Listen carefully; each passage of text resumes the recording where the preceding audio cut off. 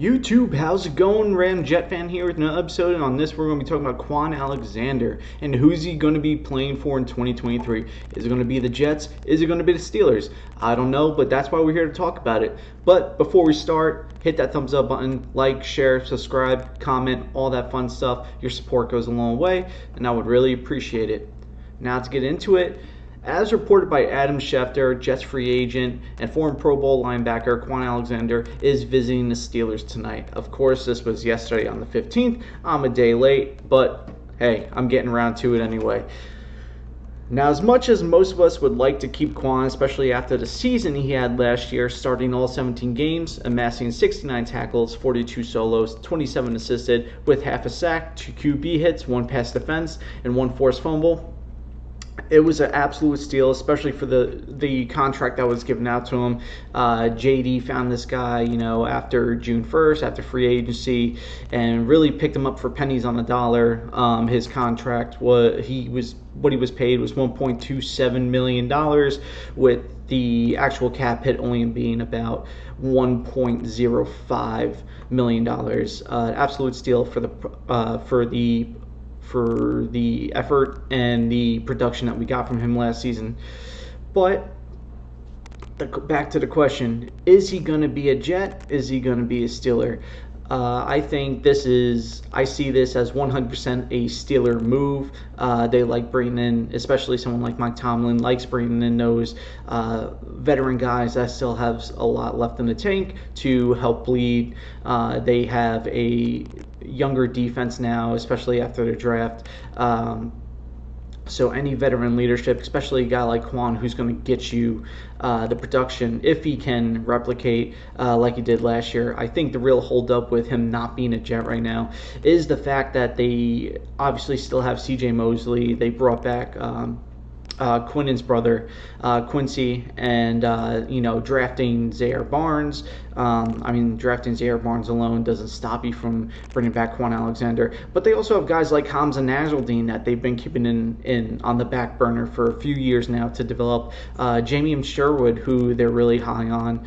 And the thing is, Rob Saleh and Ulbrich both have a good track record of bringing in and developing linebackers.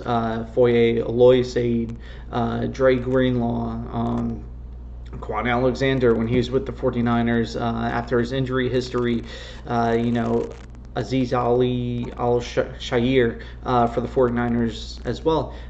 So I don't think that this right now is a huge priority for the Jets.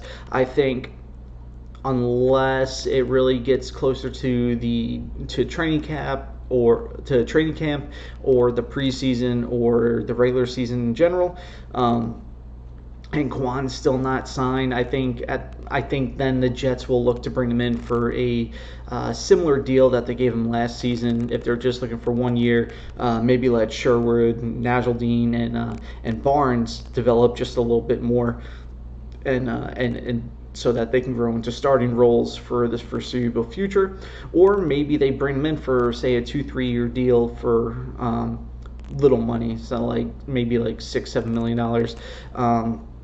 I think maybe the holdup right now is, after playing a full season, being healthy, being extremely productive for what he was getting paid, I think he might be looking for a little bit more money than teams are willing to offer him right now, especially with his injury history. But like I said, a team like the Steelers, I think that would actually be a really good fit for him.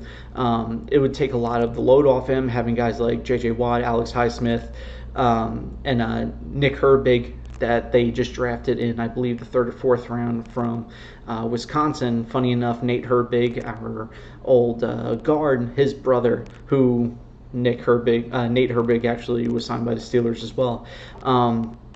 So I can totally see the Steelers going in this direction. As of right now, he hasn't been signed. There's really no new news whether a deal is imminent or whether he's going to continue talks with the Jets and come back to the Jets.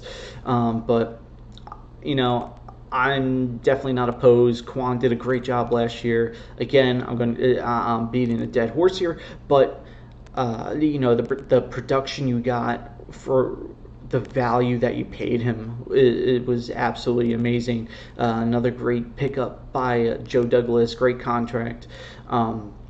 I think especially now with the acquisition of Rodgers and seeing that this team really does have Super Bowl aspirations for this year and next year, I think that it's going to be extremely enticing to Kwon. Maybe another holdup is maybe the Steelers were kind of offering around the same amount of money, same years, same kind of contract that the Jets were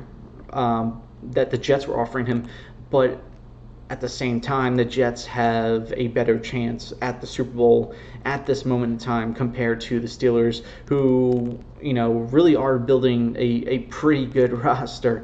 If Kenny Pickett can just be middle of the line, they really do have a lot of playmakers. Their defense is getting back to where it used to be.